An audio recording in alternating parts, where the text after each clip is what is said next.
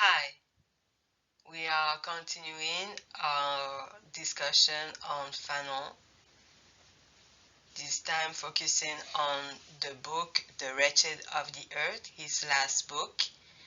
And we are now studying the chapter on violence.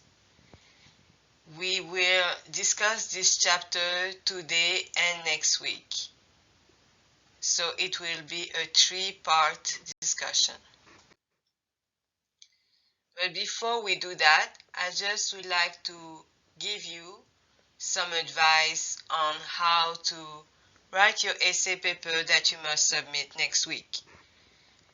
So, quick reminder that a paragraph is only from 100 words to 200 words. Therefore, your introduction must be around 300 words, which would be 2 paragraphs. The first paragraph would be the context, in which you can open the essay with an anecdote or book that you read or a movie that you watched, anything that that reminds you of Fanon and is relevant to the discussion in the essay. And then the second paragraph, you say what you will defend in this essay. In this paper, I will defend that violence is useful or necessary to heal from the inferiority complex, for example. And I will proceed this way. And then after that, you go to the development, which would be 4 ideas that you develop. The first, second idea can be what Fanon would say, how Fanon would answer the question I'm asking you. And then the 2 main ideas in the development could be what would be your position. So first you have to prove that you understand very well Fanon's position and can explain with the concept and the reasoning behind, and then you expose your ideas. And finally, you finish with a conclusion in which 300 words again, in which you recapitulate the ideas, and then you open the essay again with, for example, the implications of your conclusions or other alternatives, alternate solutions to the problem that was asked, that was posed. And of course, you finish with the cited works or bibliography. Also, I would like to remind you that you want to be precise, especially when you talk about negritude or return to the past phase, the discussion we had last week. We want to be sure that we explain the nuances. So it's not the truth that Fanon hated negritude or despised negritude, so we don't want to be dismissive or condescending. We want to show that Fanon both liked, appreciated negritude and disliked negritude. And we back up our claims with page numbers in parentheses. Every time we make some claims on Fanon, we provide the page number in which he talk about it. And you make only 3 quotations, but the quotations, if you want to use it, it will be strategic to use it when you state something that is very controversial. So you give a textual evidence that what you say is true. Also, an advice as an instructor, I just want to tell you that courses like this one, in which we only have 30 students, are good opportunities for you to make your name known by the instructor. So it is important because one day maybe you would like to have recommendation letters for graduate school, for example, or for scholarships, for bursaries. So you want to make sure that you are punctual, that you participate in class, and you are you have a good attitude. So it's because I'm telling you that good grades are not enough to have a good recommendation letters. Um, Even if you finish with an A plus, if the professor does not have a good memory of you because he remembers that you were very often absent and you never send an email explaining why you did not communicate when you were there. If one day you request from that professor a recommendation letter, he may refuse or ignore you.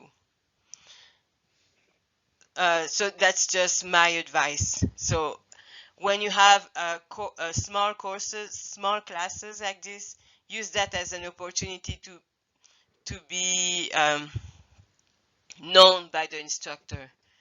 Okay, so now we move on to the discussion on violence.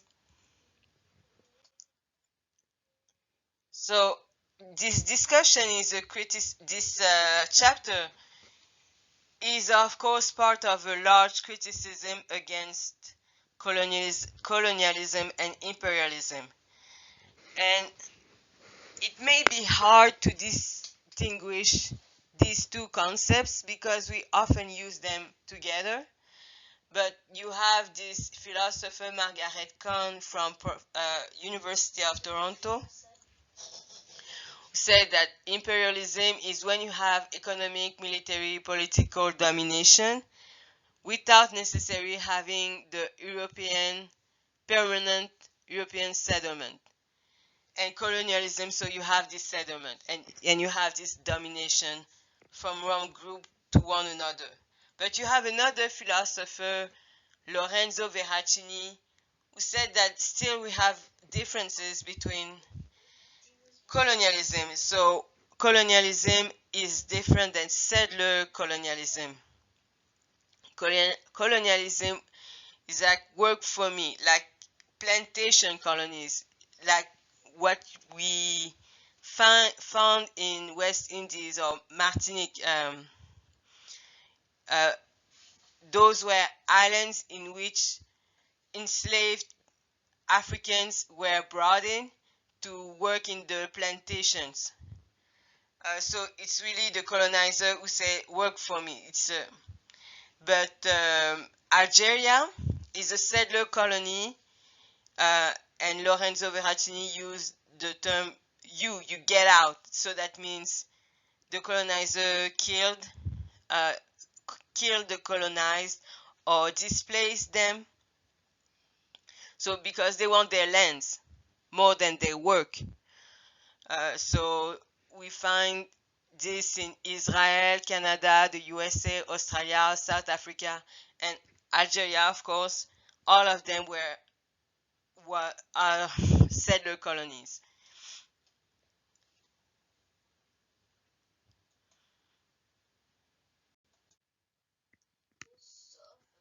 So what does this suggest is that when we talk about colonialism, we have probably to make sure that we don't make generalization from West Indies to Algeria as if it was the same phenomenon. Now we go back to Algeria as a settler colony. Algeria was pacified in 1830 by France. They destroyed the crops, confiscated the land, they seized the unarmed civilians, and in the 60s, around 1 million French people were settled in Algeria. And the way they justify this, or the way the French philosophers justify um, the colonization of a country like this, is by saying that they are bringing civilization to barbarian, savage lands. And so, as if it was in the interest of the colonized to have people from the outside coming to govern them, because they are obviously too in love with this notion of freedom to be able to govern themselves. So you have a philosopher like John Stuart Mill who said that. And you have another philosopher who had an interesting take, Alexis de Tocqueville, who said, no, France is as barbarian as Algeria. But it is in the interest of France to go colonize Algeria, because we have this excess population who can make a rebellion in France, and so the settlement in other colonies also encourage this patriotism. So France is barbarian, but it's good for them to have this settler colony.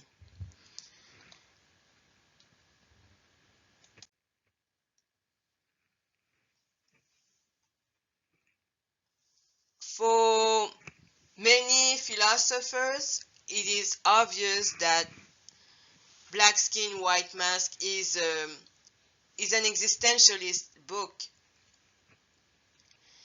But The Wretched of the Earth is more controversial. Is it an existentialist book or not?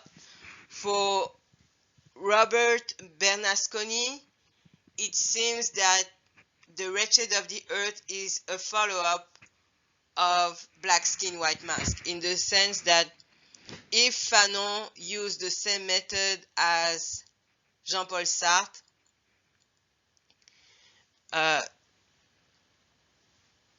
which is one lived experience, one first step, you discuss the lived experience of the oppressed. Second step, you analyze the power that oppress the colonized. And third step, you propose a revolutionary praxis. Then it's an existentialist book, but it's also a way to prove that existentialism needs Marxism, an analysis of the historical context and material structures, just like Marxism needs existentialism. That's what Sartre tried to prove in A Search for a Method, according to Bernasconi. And we can make the hypothesis that Fanon did the same.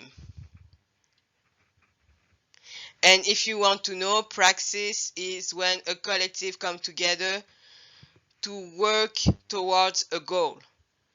So a set of activities, ethical, self-aware action that aim to transform the world and aim to transform the subjectivity.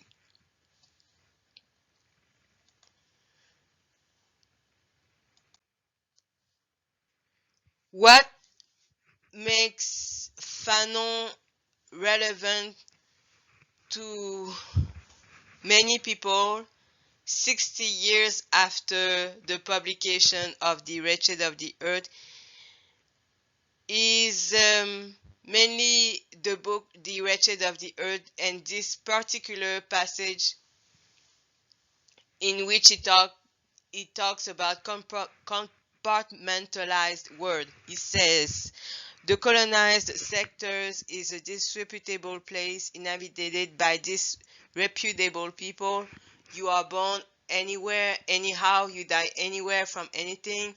It's a world with no space. People are piled on top of the other. The colonized sector is a famished sector hungry for bread, meat, shoes, coal, and light. The colonized sector is a sector that crouches and cowers, a sector on its knees, a sector that is prostrate. Fanon in the book The Wretched of the Earth mentioned South Africa, apartheid. To him, there is a similarity between the segregation in Algeria and the segregation in South Africa. And therefore, we can also make the comparison with Jim Crow in the United States. Therefore, this passage is about segregation, Manichaean structure, policed borders, as if there are two opposites in everything, good and evil, light and dark.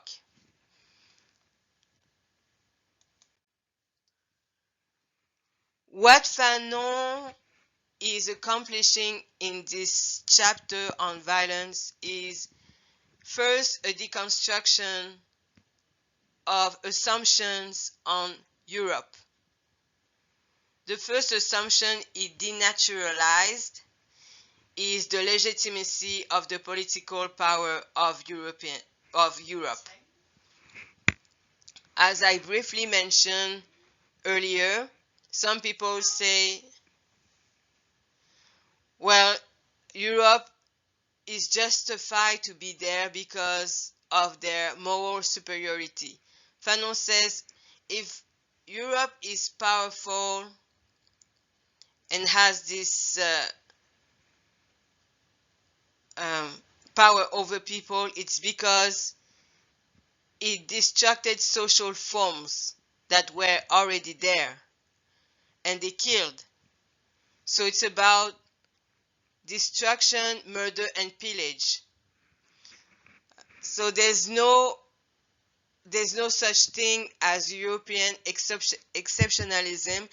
You know, when Charles Mills mentioned that,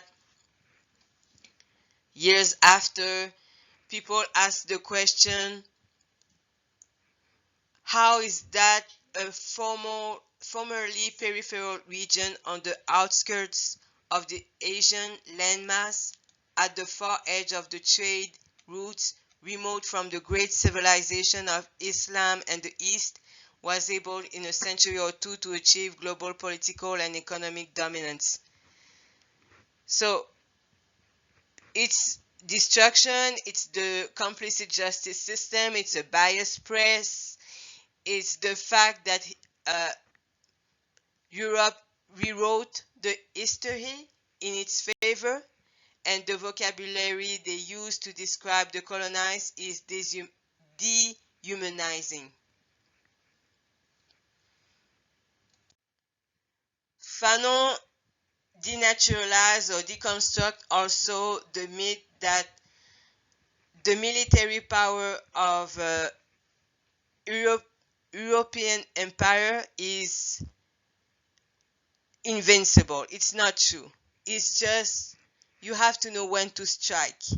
So therefore, we have to look, the masses should have transistors, which are small radios. So they are very aware of the environment, the atmosphere, how the atmosphere is changing. So locally, nationally, and internationally. Therefore, it talks about, of course, Dien Bien Phu. France robbed, raped, tortured Vietnamese. The Buddhist statues were looted.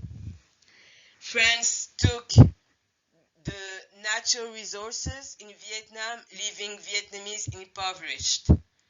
But in March 1954, the Vietnamese dug tunnels in the mountains and they hid heavy weapons. And with that, they were able to capture 11,000 French people for 2 months. Therefore, they win the battles. They had 11,000 prisoners and they walked them to war camps, and only 4,000 of them were survived. Guerrilla can be successful against empires. You just have to listen to the news and be aware of what is happening. Also, Fanon adds that when the collective imagination transforms illustrious figures of resistance into heroes, we can conclude that the masses are ready for action. This is me summarizing his thought, and he said this idea in the chapter on violence, but remember that he said that too on national culture. He said on national culture, this is a quotation from him, the storytellers who recited inert episodes revived them and introduced increasingly fundamental changes. There are attempts to update battles and modernize the type of struggle, the heroes' names, and the weapons used. Instead of a long time ago, they substitute the more ambiguous expression, what I am going to tell you happened somewhere else, but it could happen here today or perhaps tomorrow. So when you see that the hero, the ideal self, become in the imaginary, collective imagination, the warriors, now we can see that the masses are ready for revolution. The last element that Fanon denaturalized is the way colonized intellectuals led social movements. So he said, opportunistic bourgeois intellectuals appeal to the peasant masses with demagogic rhetoric that invoke the history of slavery. This is me summarizing his thought. And to understand that, we can make the comparison with Black Lives Matter when it was first founded 10 years ago, almost. And we have Alicia Garza, Opal Tometi, and Patricia Cullors that we see in the pictures. So they were the founders of the movement. And all these persons hold bachelor degrees. And one of them holds a master degree. So according to Fanon's criteria, we can call them intellectuals. So they are in this privileged position because they have education. And they use this ability to communicate, to talk about slavery, just to connect to the masses. But for Fanon, those are empty words that have no meaning, because it's not rooted in the real of the land and the bread. So he said, the non-violent reformist respectability politics of these so-called spokesmen for the people are questionable because it's not rooted in the real of the land and the bread. So it seems for Fanon, these privileged colonized are not as credible as people from the streets. They don't know really what is it to be hungry. They were privileged enough to have an education. So they are different, and we have to make sure that they are not fooling people.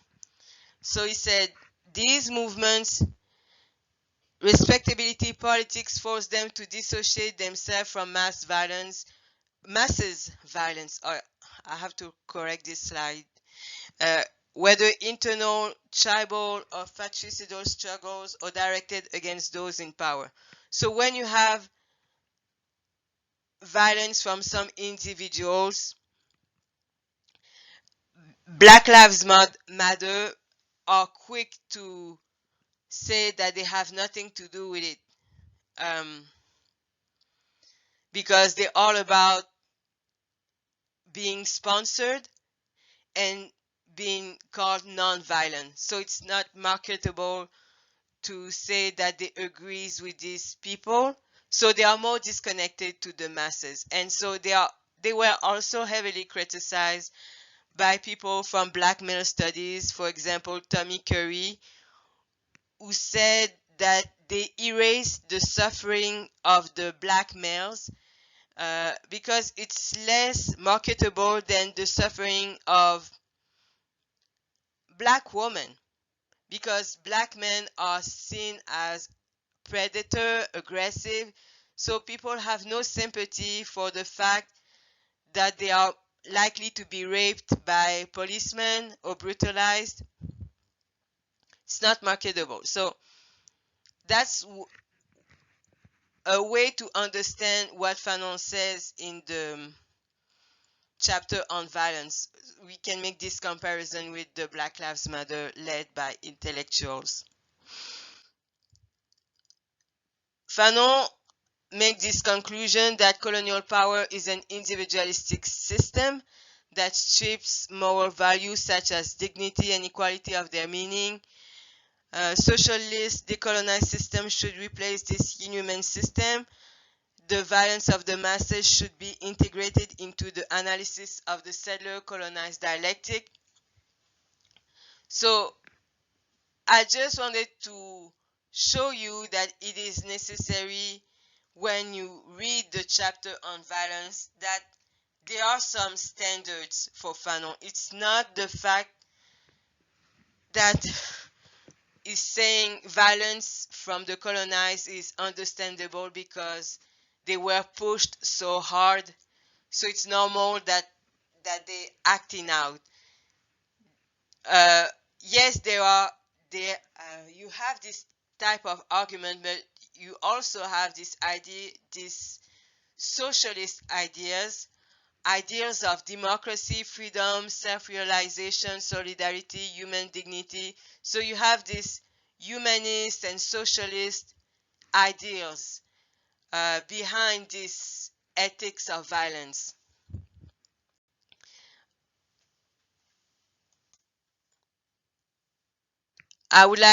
So I finished my presentation. So what we saw today is this denaturalization of the legitimacy of European power,